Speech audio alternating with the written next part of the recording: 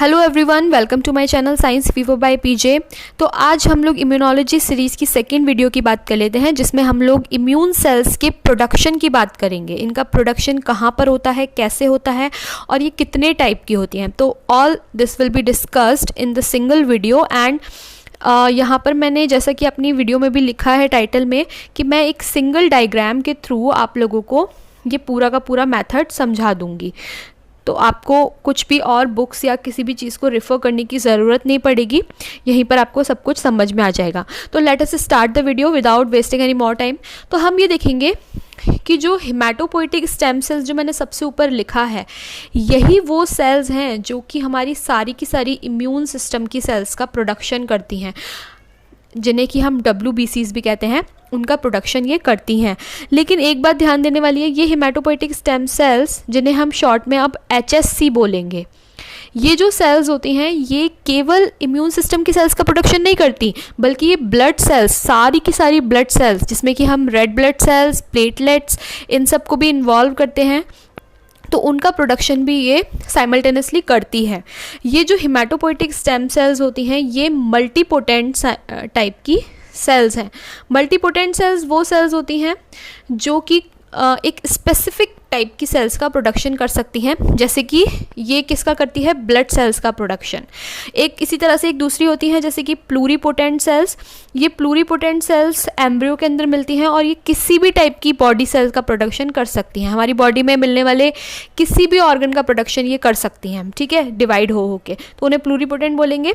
लेकिन ये जो हिमेटोपोइटिक स्टेम सेल्स हैं ये मल्टीपोटेंट टाइप की होती हैं, यानी कि ये केवल और केवल ब्लड सेल्स का ही प्रोडक्शन कर सकती हैं, ठीक है। तीनों टाइप की ब्लड सेल्स बनाएंगी। कैसे बनाती हैं ये सेल्स? एक्चुअली हमारी बोन मैरो के अंदर मिलती हैं। अगर बोन मैरो में जैसे हम लगाएं अंदाज़ा, तो पर 50,000 सेल्स ऑफ बोन मैरो में एक सेल हिमेटोपोइटिक स्टेम सेल होगी।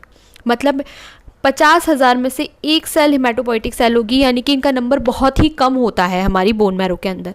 लेकिन फिर भी ये कंटिन्यूसली लाइफ टाइम के लिए हमें हमारे अंदर सेल्स का प्रोडक्शन करती रहती हैं। ऐसा कैसे कर पाती हैं, इनका नंबर इतना कम होता है फिर भी? तो उसका रीज़न है दिस सेल्फ रिन्यूअल प्रोसेस, यानी कि ये अपना रिन्यूअल करती रहती हैं, अपनी जैसी दूसरी स्टेम सेल्स का प्रोडक्शन भी साइमल्टेनियसली करती रहती हैं, और जिसकी वजह से इनका नंबर कांस्टेंट रहता है हमारी बॉडी में, ठीक है। तो जब हमारी बॉडी होम्योस्टैटिक कंडीशन में होती है, जब हम होम्योस्टैटिक कंडीशन में होते हैं, मतलब हमें कोई इन्फेक्शन नहीं होता, हम नॉर्मली अपनी लाइफ जी रहे होते हैं, तो उस दौरान क्या होता है कि इनका नंबर कांस्टेंट रहता है।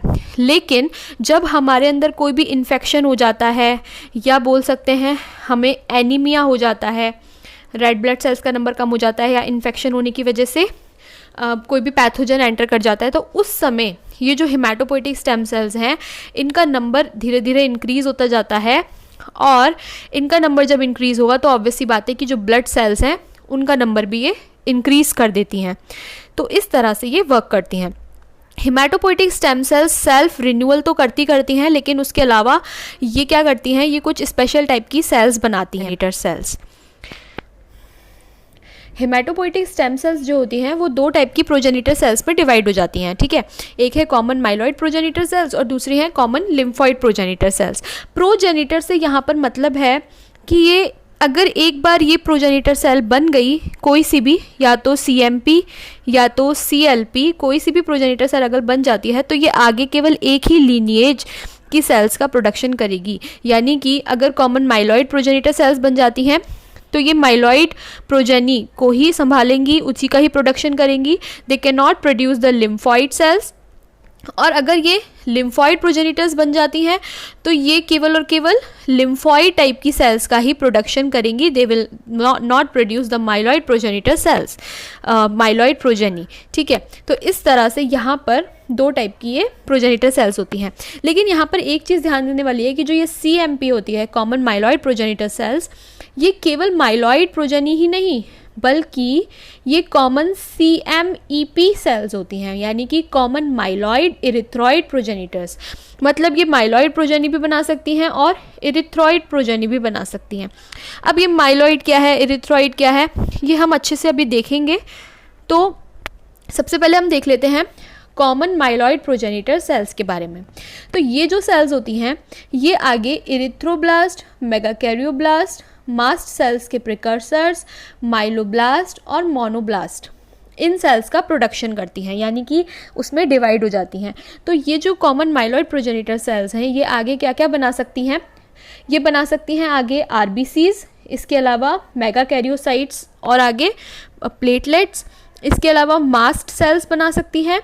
माइलोब्लास्ट्स के थ्रू ये ग्रेनुलोसाइट्स का प्रोडक्शन कर सकती हैं और साथ में मोनोब्लास्ट जो सेल्स हैं उनके थ्रू ये मोनोसाइट्स का प्रोडक्शन कर सकती हैं। तो यहाँ पर ये इनकी जो है कैपेसिटी है ये इतना कुछ कर सकती हैं, इतना कुछ बना सकती हैं।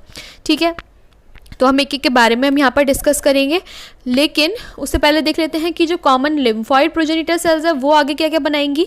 ये जो सेल्स होती हैं ये आगे लिम्फोब्लास्ट सेल्स में डिवाइड हो जाती हैं और साथ में नेचुरल किलर सेल्स का प्रोडक्शन भी करती हैं। ठीक है, तो दो चीज़ों का ये प्रोडक्शन करेंगी, क्या क्या, एक तो नेचुरल किलर सेल्स का और साथ में लिम्फोसाइट्स का। ठीक है, तो दो चीज़ें बनाने का काम करती है ये CLP। तो एक एक करके देख लेते हैं। सबसे पहले कॉमन माइलॉइड प्रोजेनिटर की हम बात कर लेते हैं यहाँ पे। तो जो कॉमन माइलॉइड प्रोजेनिटर सेल्स होती हैं वो इरिथ्रोब्लास्ट सेल्स का प्रोडक्शन करती हैं। ये जो इरिथ्रोब्लास्ट सेल्स हैं ये आगे रेड ब्लड सेल्स या इरिथ्रोसाइट्स में बदल जाती हैं। ठीक है, मैच्योर होने के बाद। अब ये जो इरिथ्रोसाइट्स हैं उनका नाम इरिथ्रोसाइट क्यों है, साइट का मतलब होता है सेल और इरिथ्रो का मतलब होता है जिनका की कलर रेड कलर का होता है। तो ये रेड कलर की रेड ब्लड सेल्स में कन्वर्ट हो जाती हैं, जो कि हम जानते हैं कि हमारे ब्लड में ऑक्सीजन कैरिंग का काम करती है। इसके अलावा दूसरी जो सेल्स होती हैं वो है मेगाकैरियोब्लास्ट सेल्स।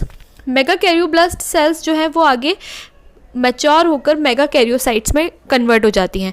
ये जो मेगाकैरियोसाइट सेल्स होती हैं ये सेल्स जब छोटे छोटे पार्ट्स में टूट जाती हैं, छोटे छोटे फ्रेगमेंट्स में टूट जाती हैं, तब ये प्लेटलेट्स कहलाती हैं।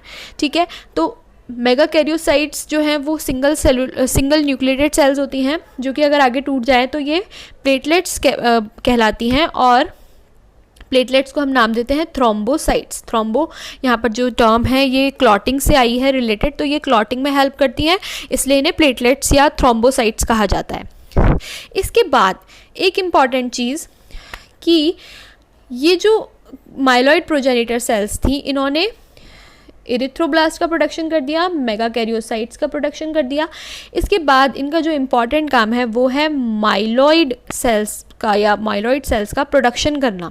ठीक है, तो इसमें ये क्या क्या करेंगी, इसमें ये मास्ट सेल प्रिकर्सर्स का प्रोडक्शन करती हैं। मास्ट सेल प्रिकर्सर आगे जाकर मास्ट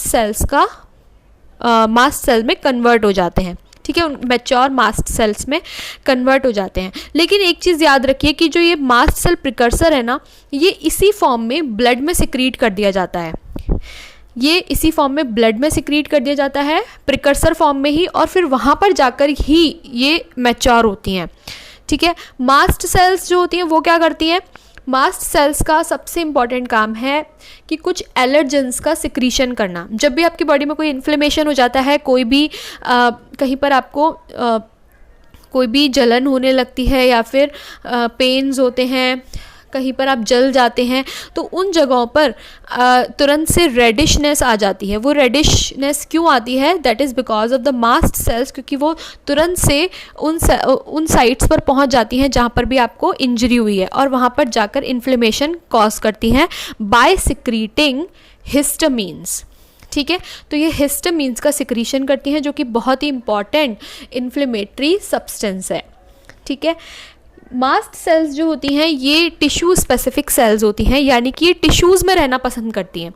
ब्लड में जाएंगी प्रिकर्सर फॉर्म में, फिर वहाँ पर मैच्योर हो जाएंगी और तुरंत से ये कहाँ चली जाएंगी, आगे टिश्यूज़ के अंदर चली जाएंगी। ठीक है, तो मास्ट का मतलब यह है टिश्यू में रहने वाली सेल्स। अच्छा, इन्हें एक और नाम दिया जाता है कि ये बेसोफिल्स की रिलेटिव हैं। ठीक है, ये बेसोफिल्स की रिलेटिव भी बोली जा सकती हैं। बेसोफिल्स भी इसी टाइप का फंक्शन करती हैं, हिस्टामिन्स का रिलीज़ करना और एलर्जिक रिएक्शन करना, तो इसलिए इन्हें उनका रिलेटिव कहा जाता है। इसके बाद जो ये CMPs हैं ये क्या बनाएंगे, आगे हमने देखा माइलोब्लास्ट सेल्स का प्रोडक्शन करती हैं। माइलोब्लास्ट सेल्स आगे ग्रेन्युलोसाइट्स में मैच्योर हो जाती हैं, ठीक है। माइलोब्लास्ट ग्रेन्युलोसाइट्स में मैच्योर हो जाती हैं। अब ग्रेन्युलोसाइट वर्ड यहाँ पर क्यों यूज़ किया गया है? देखिए, ग्रेन्युलो का मतलब होता है ग्रेन्यूल्स या छोटे छोटे पार्टिकल्स, और साइट्स हैं सेल्स, जैसा कि मैंने आपको बताया था। तो ग्रेन्युलोसाइट्स वो सेल्स हो जाती हैं जिनकी साइटोप्लाज्म में, यहाँ पर मैं अगर ड्रॉ करूँ एक सेल, तो इसके साइटोप्लाज्म में अगर छोटे छोटे ग्रेन्यूल्स मिलेंगे तो इसे हम क्या बोल देंगे? ग्रेन्युलोसाइट, ठीक है। लेकिन ग्रेन्युलोसाइट का एक और बहुत ही इंपॉर्टेंट कैरेक्टर होता है, दैट इज़ कि उनका जो न्यूक्लियस है वो मल्टी लोब्ड होता है, उसमें काफ़ी सारी लोब्स मिल सकती हैं, है ना। नॉर्मल राउंड न्यूक्लियस नहीं होता, कैसा होता है? लोब्यूलर, इस तरह से। अब किसी में 2 लोब्स मिल रही हैं, जैसे एरिथ्रोसाइट्स में 2 लोब मिल रही है, इयोसिनोफिल्स में 2 लोब्स मिल रही हैं, या बेजोफिल्स में ज़्यादा लोब्स मिल रही है, तो उस तरह से इनका हम डिवीजन कर सकते हैं। तो ग्रेनुलोसाइट्स के ये मेन कैरेक्टर्स होते हैं। ग्रेनुलोसाइट्स सेल्स जो रहती हैं वो इन्नेट इम्यून रिस्पॉन्स के लिए इम्पॉर्टेंट होती हैं। यहाँ पर याद रखना है, मास्ट सेल जो हमने पढ़ी वो, इसके अलावा ग्रेनुलोसाइट्स, ये दोनों की दोनों ही इन्नेट इम्यून रिस्पॉन्स यानी कि नॉन स्पेसिफिक इम्यून रिस्पॉन्स के लिए इम्पॉर्टेंट होती हैं, ठीक है। ग्रेनुलोसाइट्स जो है वो 3 टाइप की होती हैं, इयोसिनोफिल, बेसोफिल और न्यूट्रोफिल। यहाँ पर जो न्यूट्रोफिल्स हैं उनकी हम सबसे पहले बात करेंगे, because they are the most important and most abundant cells, ठीक है। तो ये हमारे पूरे इम्यून सिस्टम की अबाउट 50 to 60% सेल्स होती हैं न्यूट्रोफिल्स, और इनका नंबर सबसे ज़्यादा होता है। और एक इम्पॉर्टेंट चीज़ कि ये ब्लड में ट्रैवल करती रहती हैं, ठीक है। ब्लड में ट्रैवल करती रहती हैं हमेशा, हम बोल सकते हैं पेट्रोलिंग करती रहती हैं, ठीक है। लेकिन जैसे ही ज़रूरत पड़ती है तो ये हमारे टिश्यूज़ में एंटर होकर वहाँ पर इन्फ्लेमेटरी जो पैथोजेंस हैं उनको डिस्ट्रॉय कर सकती हैं। इनके पैथोजेंस को डिस्ट्रॉय करने का जो तरीका है वो क्या होता है? फैगोसाइटोसिस। तो न्यूट्रोफिल्स जो हैं वो कैसे वर्क करती हैं? थ्रू फैगोसाइटोसिस, मतलब कोई भी पैथोजन होगा उसको वो खा जाएंगी और उसको डाइजेस्ट करके उसको डिस्ट्रॉय कर देंगी, ख़त्म कर देंगी, ठीक है। तो ये इनका सबसे इम्पॉर्टेंट काम है। और ये जो हैं ये फर्स्ट रिस्पॉन्डर्स भी बोली जाती हैं। फर्स्ट रिस्पॉन्डर यानी कि जब भी आपको कोई भी इंजरी होती है, कोई भी पैथोजन या इन्फेक्शन आपके बॉडी में होता है, तो उसकी वजह से जो भी आपको परेशानी हो रही है, उसकी वजह से जो भी इम्यून रिस्पॉन्स होगा उसमें सबसे पहले आने वाली जो सेल्स होंगी वो कौन सी होंगी? न्यूट्रोफिल्स होंगी।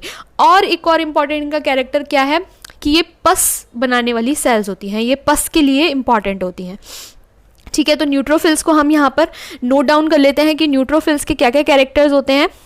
तो हम न्यूट्रोफिल्स के कैरेक्टर्स को मेंशन कर लेते हैं। सबसे पहला क्या करती हैं? ये सेल्स फर्स्ट रिस्पॉन्डर्स होती हैं, फर्स्ट लाइन ऑफ डिफेंस बनाती हैं, ठीक है, फर्स्ट रिस्पॉन्डर्स हैं। इसके अलावा सेकंड क्या होगा कि ये हमारे ये फैगोसाइटोसिस मेथड के थ्रू पैथोजेंस को डिस्ट्रॉय करती हैं, यानी कि उन्हें खा जाती हैं, उन्हें डाइजेस्ट कर जाती हैं। इसके अलावा हमें जो भी पस हमारी बॉडी में बनता है, मतलब जब भी हमें कहीं इंजरी हो जाती है तो वहाँ पर आप देखते हैं ना कि पस बनने लग जाता है उस स्पॉट पर, तो वो जो पस की सेल्स हैं वो कौन सी होती है? न्यूट्रोफिल्स। देखिए हर एक पॉइंट पर क्वेश्चंस यहाँ पर पूछे जाते हैं दैट हाउ न्यूट्रोफिल्स वर्क, तो they work through the phagocytosis process. पस की जो इंपॉर्टेंट सेल्स है वो कौन सी हैं? तो दे विल बी न्यूट्रोफिल्स। इस तरह से काफ़ी सारे क्वेश्चन इससे रिलेटेड आते जाते हैं। और एक और इम्पॉर्टेंट चीज़ कि जब कभी भी न्यूट्रोफिल्स का नंबर बढ़ जाता है हमारी बॉडी में, न्यूट्रोफिल्स का नंबर अगर कभी बढ़ गया तो उसकी वजह से एक प्रॉब्लम हो जाती है जिससे हम बोलते हैं ल्यूकोसाइटोसिस। और ये होता है जब हमें ज़्यादा इन्फेक्शन हो जाता है किसी भी बीमारी का, तो उस कंडीशन में ये उसको इंडिकेट करने का एक तरीका है बॉडी का कि हमारी बॉडी में न्यूट्रोफिल्स बढ़ जाएंगी, जिसकी वजह से हमें पता चल जाएगा कि body is infected by some foreign body, ठीक है। तो ये न्यूट्रोफिल्स के बारे में है मेनली। अब इसके बाद हम बात कर लेते हैं किसकी? बेजोफिल्स की, ठीक है। बेजोफिल्स जो हैं इन्हें बेजोफिल क्यों कहा जाता है? देखिए बेस का मतलब है कि ये बेस से स्टेन हो जाती है, किसी भी बेसिक डाई से अगर आप इन्हें स्टेन करेंगे तो ये इजीली स्टेन हो जाएंगी, ठीक है। और इनके अंदर बेसोफिलिक ग्रेन्यूल्स मिलती हैं। बेसोफिलिक ग्रेन्यूल्स होती हैं, इन ग्रेन्यूल्स में एक बहुत ही इंपॉर्टेंट केमिकल होता है दैट इज़ हिस्टामिन, ठीक है। जैसे मैंने मास्ट सेल्स में भी आपको बताया था, they also contain the histamine field granules, इसी तरह से बेसोफिल्स के अंदर भी हिस्टामिन फिल्ड ग्रेन्यूल्स मिलती हैं। और ये जो सेल्स हैं, ये जो बेसोफिल्स होती हैं, इनके हिस्टामिन की वजह से ब्लड वेसल्स की परमिएबिलिटी बढ़ जाती है, ठीक है। तो अगर कहीं भी आपको इन्फेक्शन हो रहा है, कहीं भी सूजन आ रही है या फिर कहीं भी जलन हो रही है, तो उस जगह पर आप देखेंगे जो रेडनेस आती है वो या तो मास्ट सेल्स की वजह से आएगी और साथ में किसकी वजह से, बेसोफिल्स की वजह से, क्योंकि बेसोफिल्स से हिस्टामिन रिलीज होगा। हिस्टामिन जो है वो ब्लड वेसल्स की परमिएबिलिटी को बढ़ा देगा और जब ये परमिबिलिटी बढ़ेगी तो वहाँ से क्या होगा कि रेड ब्लड सेल्स जो हैं वो उस एरिया में आपको रेडिशनेस देंगी, ठीक है। इसके अलावा ये जो मैंने आपको बताया था कि बेसोफिल्स मास्ट सेल्स की ही रिलेटिव बोली जाती हैं, ठीक है। और मास्ट सेल्स जो हैं और बेसोफिल्स जो हैं वो दोनों मिलकर ही काम करेंगी हमेशा, ठीक है। इनका जो ओरिजिन या फंक्शंस हैं वो ऑलमोस्ट सेम होते हैं। फिर इसके बाद हम देख लेते हैं इओसिनोफिल्स के बारे में।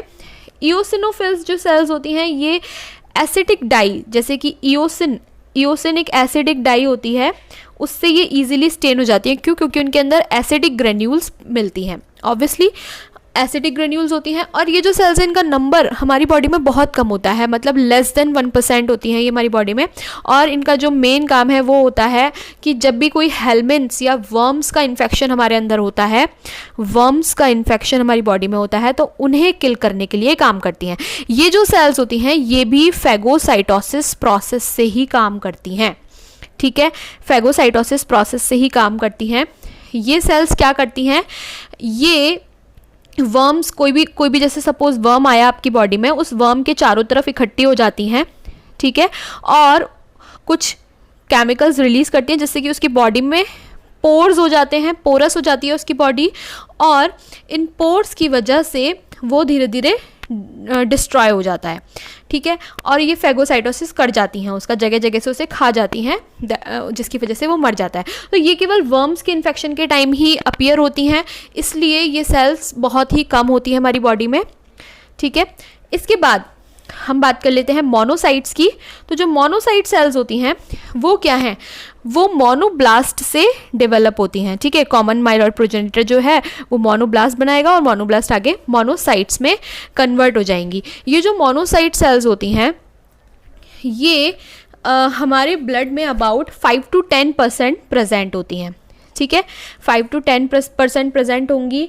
और इनके दो टाइप्स होते हैं, ठीक है। एक होती है इन्फ्लेमेटरी, मैं आपको दूसरी साइड पे दिखा देती हूँ ये। तो मोनोसाइट्स जो रहती हैं वो दो टाइप की होती हैं, एक होती हैं इन्फ्लेमेटरी सेल्स, इन्फ्लेमेटरी मोनोसाइट्स, और दूसरी होती हैं पेट्रोलिंग मोनोसाइट्स।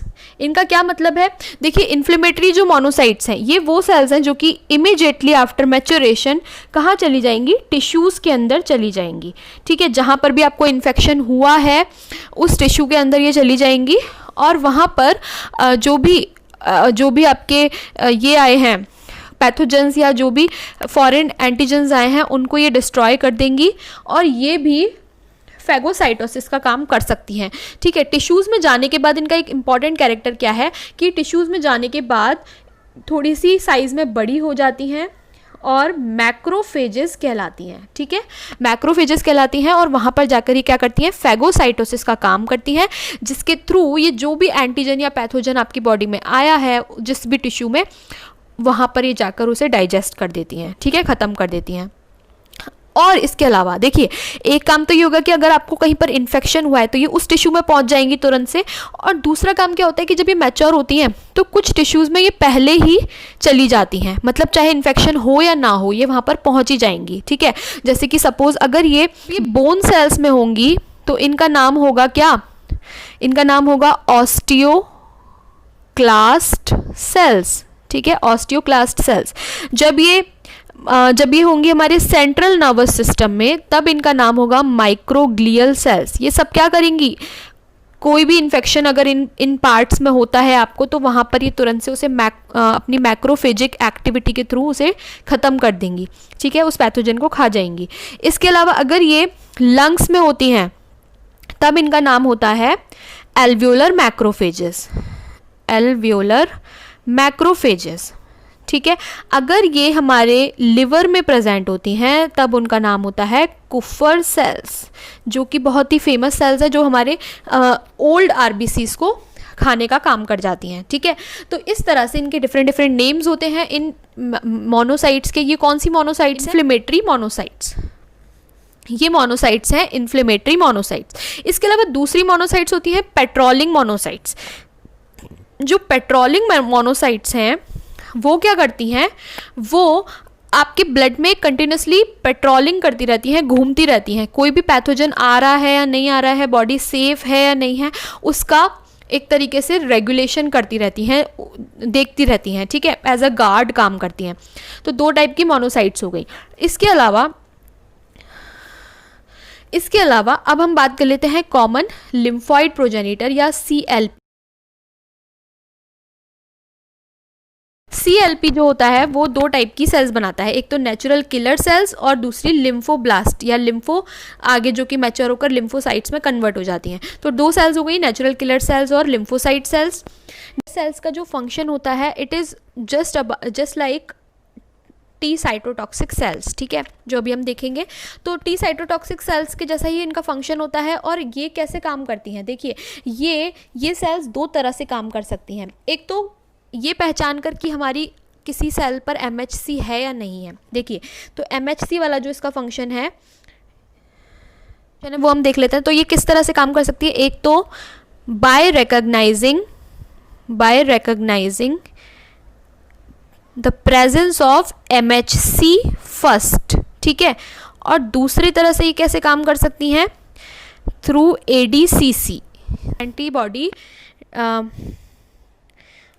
और दूसरी तरह से ये काम कर सकती हैं थ्रू ADCC यानी कि antibody dependent cell mediated cytotoxicity. तो हम एक एक करके दोनों के बारे में देखेंगे। सबसे पहले हम देखते हैं बाय रिकॉग्नाइजिंग MHC फर्स्ट। तो ये MHC फर्स्ट को कैसे रिकॉग्नाइज करती है, देखिए, हमारी अगर जो बॉडी होती है, उस बॉडी में, हमारी बॉडी में जितनी भी सेल्स होती हैं, उन पर कुछ सरफेस मार्कर्स लगे हुए रहते हैं, कुछ प्रोटीन्स प्रेजेंट होती हैं, जिन्हें हम कहते हैं MHC1, ठीक है। तो ये एक तरीके से मार्क कर रही हैं कि हमारी बॉडी में, हमारी बॉडी की सेल्स हैं ये सारी की सारी, ठीक है, जिन पर कि MHC लगा हुआ है। अगर सपोज बाहर से कोई भी फॉरेन पैथोजन आता है, ठीक है, तो ये जो फॉरेन पैथोजन है, इसके पास तो सेम MHC फर्स्ट नहीं होगी जैसे कि हमारी बॉडी के पास है। तो क्या होगा कि ये जो पैथोजन है, इस पर क्योंकि MHC नहीं होगी, तो जब भी ये नेचुरल किलर सेल यहाँ से गुजर रही होंगी, तो ये तुरंत पहचान जाएंगी कि इन सेल्स पर MHC नहीं है, that means they are foreign bodies, ठीक है, ये फॉरेन सेल्स हैं। तो ये क्या करेंगी, उस पर NK सेल्स जो हैं वो कुछ स्पेशल मॉलिक्यूल्स, जिन्हें हम कहते हैं ग्रेंजाइम्स, इनका रिलीज़ करना स्टार्ट कर देती हैं, ठीक है, ग्रेंजाइम्स, और साथ में रिलीज़ करेंगी एक बहुत ही important chemical, that is perforin, ठीक है, परफोरिन प्रोटीन और ग्रेंजाइम, इनका दोनों का सिक्रीशन करेगी ये इसके ऊपर, और इसमें पोर्स हो जाएंगे, परफोरिन की वजह से पोर्स हो जाएंगे, और ग्रेंजाइम जो है वो कुछ डाइजेस्टिव एंजाइम्स है जो इसे डाइजेस्ट करके ख़त्म कर देगा, ठीक है। तो एक तो ये तरीका हो गया कि किस तरीके से ये काम करेगी, MHC का रिकग्निशन करके, कि अगर कोई भी फॉरेन बॉडी है तो उस पर ऑब्वियसली बात है हमारी बॉडी जैसी MHC नहीं होगी, तो उसकी वजह से ये मार दिए जाएंगे। दूसरा तरीका जो इसका था वो मैंने आपको बताया, सेकंड ADCC यानी कि antibody dependent cell cytotoxicity, antibody dependent cell cytotoxicity, ठीक है, इसके थ्रू भी ये काम कर सकती हैं। तो ये जो प्रोसेस है, ये क्या होता है, देखिए, हमारी जो भी बॉडी है उसमें जब भी कोई फॉरेन एंटीजन आता है, कोई भी फॉरेन पैथोजन आता है, तो उस पर क्या होता है कि एंटीजन्स लगे हुए रहते हैं, जो फॉरेन एंटीजन्स होते हैं जिनको पहचान कर क्या करती है हमारी जो एंटीबॉडीज़ हैं वो उसके चारों तरफ इकट्ठी हो जाती हैं। ठीक है, एंटीबॉडीज़ इकट्ठी हो गई, ये एंटीबॉडीज़ उसे न्यूट्रलाइज करने की कोशिश करेंगी और जब वो न्यूट्रलाइज हो जाएगा तो ऑब्वियसली उसका इन्फेक्शन ख़त्म हो जाएगा बॉडी में से। तो जब ये एंटीबॉडीज़ इस पर चिपकी हुई हैं, अडहेर हुई हैं, तो क्या होगा कि जो नेचुरल किलर सेल्स हैं वो भी इसके पास आकर अटैच हो जाएंगी। ठीक है, एंटीबॉडीज़ से अटैच होने के लिए इन पर कुछ रिसेप्टर्स होते हैं, एंटीबॉडी के FC पार्ट के लिए कुछ रिसेप्टर्स होते हैं जिससे कि अटैच हो जाती है और अटैच होकर क्या करेगी, इस प्रोसेस को और ज़्यादा बढ़ा देगी। मतलब एक तरीके से ऑप्सोनाइजेशन हो गया, ये जो प्रोसेस था एंटीबॉडी और एंटीजन के एग्लूटिनेशन का या अडहेर होने का, उसे थोड़ा सा और इंक्रीज़ कर देगी जिसकी वजह से वो थोड़ा जल्दी डिस्ट्रॉय कर दिया जाएगा। ठीक है, तो 2 प्रोसेस हो गए, इसके दोनों ही काम जो है बहुत इंपॉर्टेंट है नेचुरल किलर सेल्स के। ठीक है, इसके बाद हम देखेंगे अगली सेल्स जो कि हैं लिम्फोब्लास्ट सेल्स का प्रोडक्शन, जिससे कि लिम्फोसाइट्स बन जाती हैं। लिम्फोसाइट्स वो सेल्स होती हैं जो कि हमारे सेकेंडरी इम्यून रिस्पॉन्स में काम आती हैं। ठीक है, यानी सेकेंडरी इम्यून रिस्पॉन्स किसे कहा जाता है, अडेप्टिव इम्यून रिस्पॉन्स को। मतलब जब भी हमारी बॉडी में कोई भी पैथोजन एंटर करता है तो सबसे पहले तो उस पर कौन अटैक करेंगी, सबसे पहले अटैक करेंगी ग्रेनुलोसाइट्स, मोनोसाइट्स, मास्ट सेल्स, ये उसको अटैक करके ख़त्म करने की कोशिश करेंगी। साथ में नेचुरल किलर सेल्स, ये सब उसे ख़त्म करने की कोशिश करेंगी। अगर इनसे भी वो नहीं मरता है तो क्या होगा, तब लिम्फोसाइट्स का काम स्टार्ट होगा। ठीक है, इसलिए इसे हम बोलते हैं सेकेंडरी इम्यून रिस्पॉन्स के लिए इंपॉर्टेंट है और ये है फर्स्ट या प्राइमरी इम्यून रिस्पॉन्स के लिए रिस्पॉन्सिबल। ठीक है, अब जो लिम्फोसाइट्स हैं वो कितने टाइप की होती हैं, वो 2 टाइप की होती हैं, एक होती हैं T सेल्स और एक होती हैं B सेल्स। ठीक है, जो T सेल्स हैं उनका नाम किस लिए पड़ा है, क्योंकि ये थाइमस ग्लैंड के अंदर मैच्योर होती हैं, T फॉर थाइमस, इसलिए इनका नाम T सेल्स है। दूसरी है B सेल्स जो कि बोन मैरो के अंदर ही मैच्योर होती है और इसलिए इनका नाम है B सेल्स। ठीक है, जो T सेल्स होती हैं ये 2 टाइप की होती हैं। T cells are of 2 types, एक तो है T हेल्पर सेल्स, एक है T साइटोटॉक्सिक सेल, एक और इसका जो टाइप होता है वो होता है T रेगुलेटरी सेल्स। ठीक है, इन तीनों के बारे में मैंने अच्छे से अपनी एक लास्ट वीडियो में बताया था जो कि थी T सेल डेवलपमेंट, तो आप जाकर उसे चेक कर सकते हैं। मैं यहाँ पर ऊपर उसकी लिंक लगा दूँगी तो आप लोग उसे देख लीजिएगा। बाकी मैं थोड़ा सा यहाँ पर डिटेल में ब्रीफ में बता देती हूँ आप लोगों को कि जो T हेल्पर सेल्स हैं, ये सेल्स जो रहती हैं इन पर CD8 मार्कर्स लगे हुए रहते हैं। T साइटोटॉक्सिक सेल्स जो होती हैं उन पर CD4 मार्कर्स लगे हुए रहते हैं और T रेगुलेटरी सेल्स वो होती हैं जिनमें कि थोड़ी बहुत सेल्स तो CD8 मार्कर वाली होती हैं और थोड़ी बहुत CD4 मार्कर वाली, यानी कि दोनों टाइप की सेल्स इसमें प्रेजेंट होती हैं। ठीक है, T हेल्पर सेल्स जो है वो B सेल्स की हेल्प करती हैं ह्यूमोरल इम्यून रिस्पॉन्स में, जो कि हम अपनी आगे आने वाली वीडियोस में सारे पॉइंट्स जो है उनको एक एक करके डिस्कस करेंगे। Humoral immune response, cell mediated immune response, इसके अलावा innate immunity, adaptive immunity, we will talk about them all in our next videos. तो आप प्लीज़ उन्हें भी ज़रूर वॉच कीजिएगा, जो कि इम्यूनोलॉजी सीरीज़ की बहुत ही इंपॉर्टेंट वीडियोज़ होने वाली हैं। तो T हेल्पर सेल्स जैसे मैंने बताया कि ये B सेल्स की हेल्प करती हैं फॉर ह्यूमोरल इम्यून रिस्पॉन्स। इसके अलावा जो T साइटोटॉक्सिक सेल्स हैं ये कुछ डिफरेंट केमिकल्स का रिलीज़ करती हैं जिसके थ्रू ये किसी भी पैथोजन को डायरेक्टली मार सकती हैं। ठीक है, ये जो केमिकल्स हैं मेनली साइटोकाइंस वगैरह होते हैं, इनके बारे में भी हम डिस्कस करेंगे आगे। और T रेगुलेटरी सेल्स जो है वो क्या करती हैं, T हेल्पर सेल और T साइटोटॉक्सिक सेल्स का प्रोडक्शन ज़्यादा ना हो जाए या बहुत कम भी ना हो जाए तो उसको रेगुलेट करने का काम करती हैं। जितनी ज़रूरत है उतना ही प्रोडक्शन हो उसका ध्यान रखती हैं। इसके अलावा दूसरी सेल्स होती हैं B सेल्स। ठीक है, तो जो B सेल्स हैं ये क्या होती हैं, ये बोन मैरो के अंदर मैच्योर होती हैं। इसके अलावा ये ह्यूमोरल इम्यून रिस्पॉन्स के लिए बहुत ही ज़्यादा इंपॉर्टेंट होती हैं। मतलब एंटीबॉडी मीडिएटेड जो इम्यून रिस्पॉन्स होता है, जब भी हमारी कोई बॉडी में कोई भी पैथोजन एंटर करता है तो पैथोजन के खिलाफ कई बार हमारी बॉडी में एंटीबॉडीज़ बनती हैं जो कि उस एंटीजन को न्यूट्रलाइज कर देती हैं, ठीक है। तो वो जो एंटीबॉडीज़ हैं वो किससे बनती हैं, इन बी सेल्स से ही बनती हैं।